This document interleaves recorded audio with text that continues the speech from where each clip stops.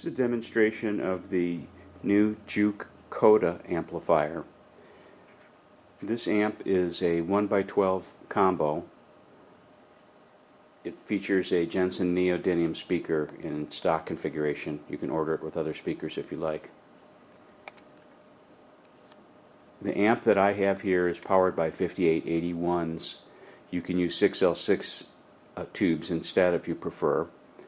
You can also order the amp to be built with to power other types of tubes like 6V6s, 7591s, or EL84s if you prefer. This amp is configured in a fixed bias mode right now. You can order the amp so that it is cathode biased instead. And you can actually order at extra cost a switch that will allow you to switch between fixed and cathode bias configuration. There is a switch in the back of the amp that allows you to change between pentode and triode modes.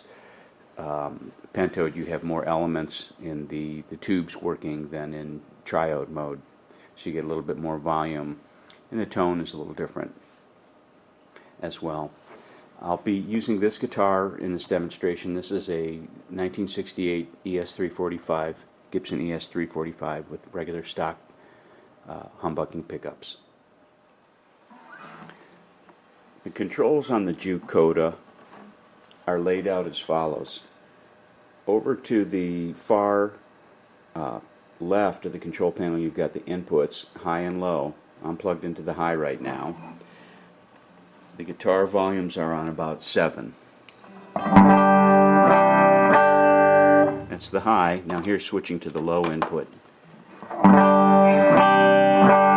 Probably not easy to tell through the video camera, but it's notably less output, lower output when you plug into the low. I'll plug back into the high. Then over here you've got the preamp gain knob, which is called level. I've got it set at noon. Then you've got contour, bass, and treble for the tone stack, and a master volume knob. Over here you have knobs to control the effects, reverb, vibrato, and tremolo. Let's work on the tone stack right now. The contour knob is like an old style mid-range knob that you might find on a stereo amp or on some Gibson models. It's really it controls a mid-range content. You back it all the way off by going counterclockwise.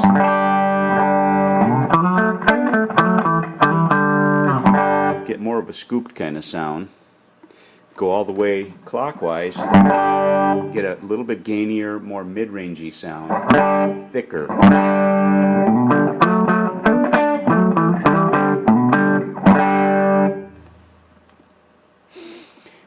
The treble and bass knobs are not active controls, but they're not like Fender knobs where they're really just cutting.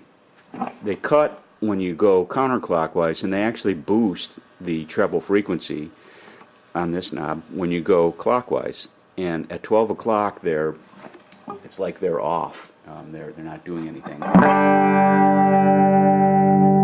So here's with the treble cut all the way. And here's with the treble boosted all the way. This is more like an old Ampeg or Magnatone type tone circuit. Here's with the bass cut all the way. And with the bass all the way up.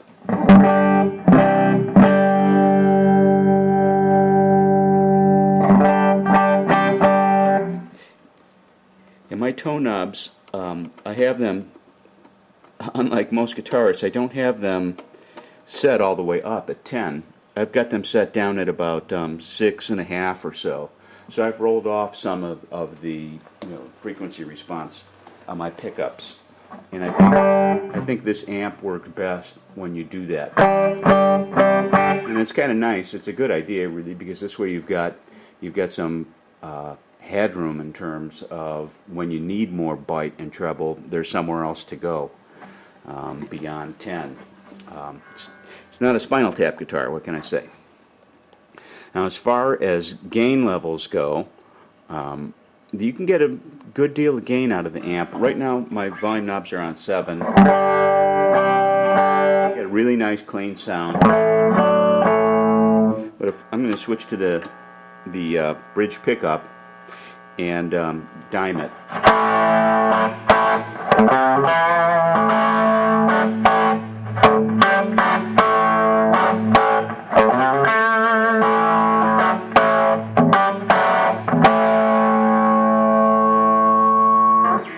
Some great harmonic feedback you can have, you know, on this amp. It's very responsive that way.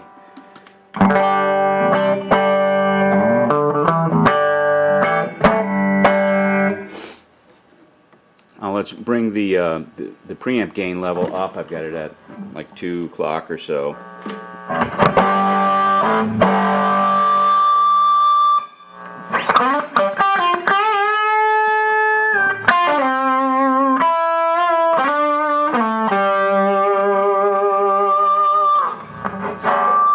I'm going to bring the contour up a bit, knock the treble and bass down a bit.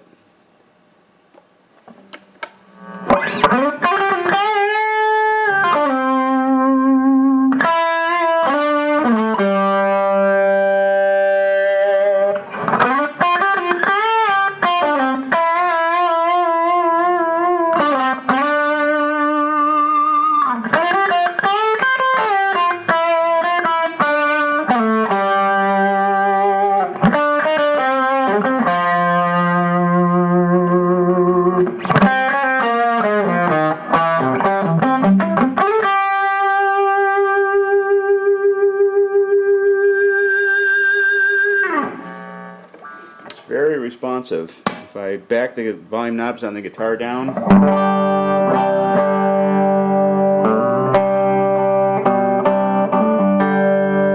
cleans right up. That's kind of how I like playing this amp, with the bass back down a bit, the level up, and the volume, you know, adjust it to taste.